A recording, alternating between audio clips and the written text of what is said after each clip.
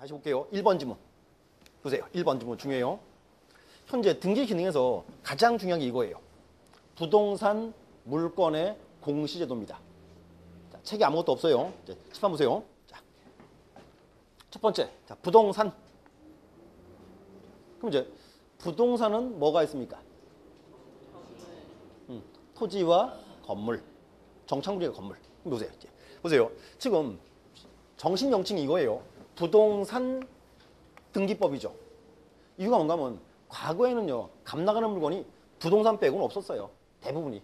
그래서 아직도 그냥 이렇게 부동산입니다. 이렇게. 그래서 이제 토지와 건물 이렇게. 그다음 이제 물건 나왔습니다. 자, 그럼 이제 물건이 뭐다?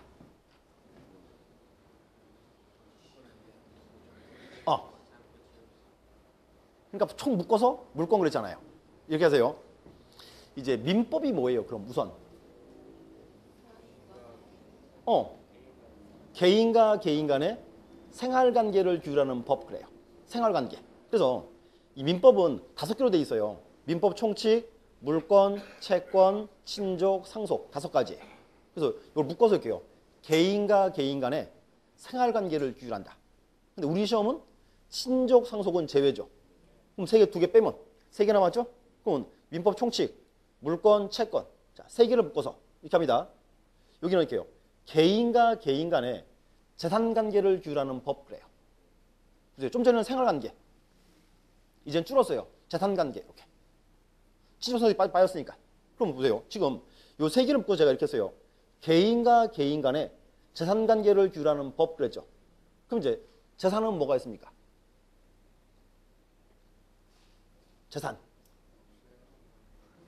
재산이 없다고요? 재산은 뭐와 뭐가 있다? 무슨 또 부동산이 왜 또 나와요? 왜? 여기 있는데 부동산은 지금 재산이 이거예요. 물건과 채권이에요. 그렇게 만들어진 게 민법이 지금. 그래서 뭔가 하면 민법 총칙은 민법 전반에 흐르는 공통적인 엑기스 부분이에요. 그래서 독자적인 규율령이 없어요. 빼고. 그래서 물건과 채권 2개가 재산이에요. 그러면 다시 이제 물건은 뭐다? 하나 빠졌어요, 앞에. 그렇죠. 물건에 대한 권리예요. 물건에 대한 권리가 물건이에요. 어려운 거 아니에요. 그럼 채권은 뭐예요? 채에 대한 권리? 이게 뭐예요? 그거는 사람에 대한 권리. 그게 2개가 재산이에요. 보세요. 그럼 이렇게 해요. 물건. 요거는 제가 물건에 대한 권리 그랬죠? 그럼 제가 물건 소유자예요. 그럼 제가 소유자님은 물건을 사용, 수익, 처분할 수 있죠. 막 때려 부실 수도 있죠. 그래서 물건 이게 뭔가 하면 이게 물건에 대한 배타적, 독점적 지배권 그래요. 물건에 대한 배타적, 독점적 지배권. 근데 이제 채권은 사람에 대한 권리죠. 그래서 제가요. 갑한테 돈 빌려줬어요. 1억 원. 돈 빌려줬습니다. 그럼 제가요. 갑한테 가서 돈 내놔 그럴 수 있죠. 그런데 갑을 마음대로 부려먹을 수 있습니까? 그건 안 돼요. 또는요. 갑한테 빌려줬으니까 을한테 가서 이제 네가 대신 내놔 그럴 수 있어요? 안 되죠. 그러면 채권은요. 나랑 갑이랑 둘 사이 문제예요. 그래서 이건 상대권 그래요. 그럼 이제 보세요. 권리가 2개가 있어요. 절대권이 있고 상대권이 있더라. 그러면 보세요. 2개 중에서 어떤 권리를 널리 알려야 돼요? 절대권을, 상대권을. 절대권을 알려야 되는 거예요. 상대권은 나랑 갑이랑 둘만 알고 있으면 되니까. 그래서 이게 물건에 대한 거예요. 물건에 대한 거. 그 다음 나온 게 이제 공시제도예요. 보세요. 이제 공시라는 말. 이렇게 해서요.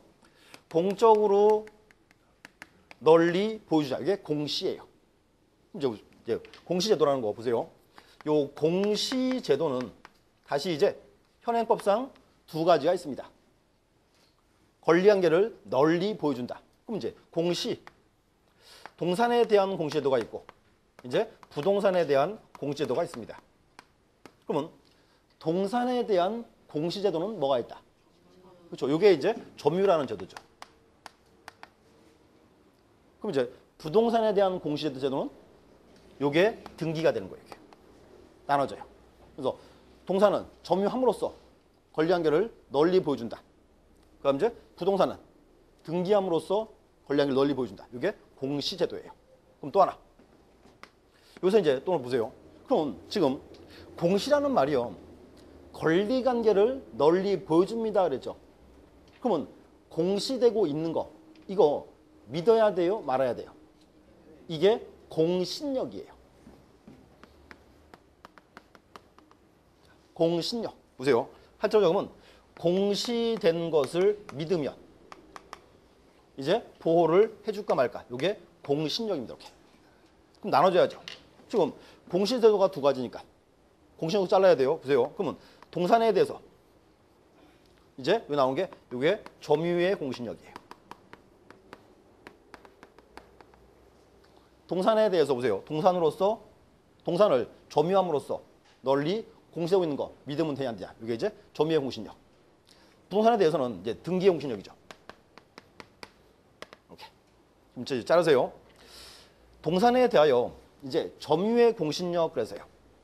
점유함으로써 권리가 널리 알려주고 있다. 이거 믿어야 돼요, 말아야 돼요? 믿어야죠. 이거 이제 우리나라가 이제 인정합니다. 그럼 또 하나. 점유의 공신력을 인정하는 제도가 뭐가 있다? 점유의 공신력 인정하는 제도. 그게 민법에 나오는 선의취득이에요. 자, 보세요. 자, 수업 끝나고 집에 갑니다. 집에 가는데 저 지하도 입구에서요. 왜냐면 할머니가 이렇게 채소 사놓고 팔고 있어요. 채소를. 그럼 딱 가가지고 할머니가 소유하겠지 믿고 산다.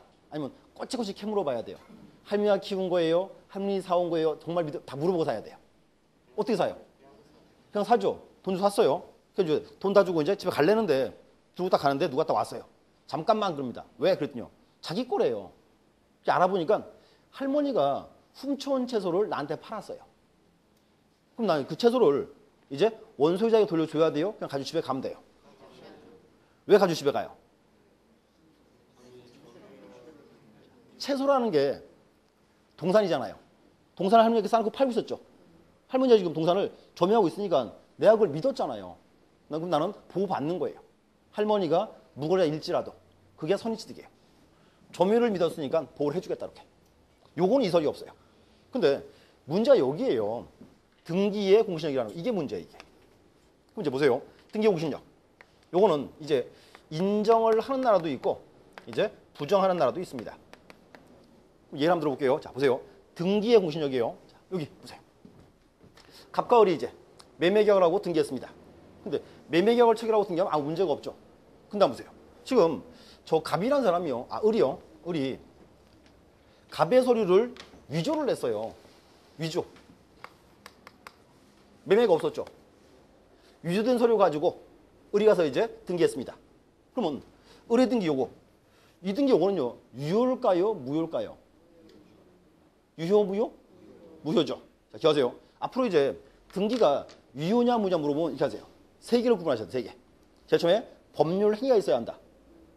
두 번째는 등기부의 기재가 있어야 합니다. 그럼 세 번째가 이제 법률 행위와 등기가 일치해야 돼요. 세 개를 충족하면 유효입니다. 여기는 뭐가 없어요? 법률 행위가 없죠. 지금 우리 위조했으니까. 그래서 그렇죠. 보세요. 2번 등기 요거 이제 보세요. 그러면 위조된 서류에 의해서 해놓은 등기다. 그러면 2번 등기는 유효다 무효다? 무효입니다. 자, 무효인데 누가 등기했다? 누가 했다? 그렇죠. 등기관이 했어요. 국가가 했어요. 국가가. 그러면 무효인 등기긴 한데 국가가 한 등기니까 이거를 우리가 믿어야 돼요? 말아야 돼요? 이게 이제 등기의 공신력이에요.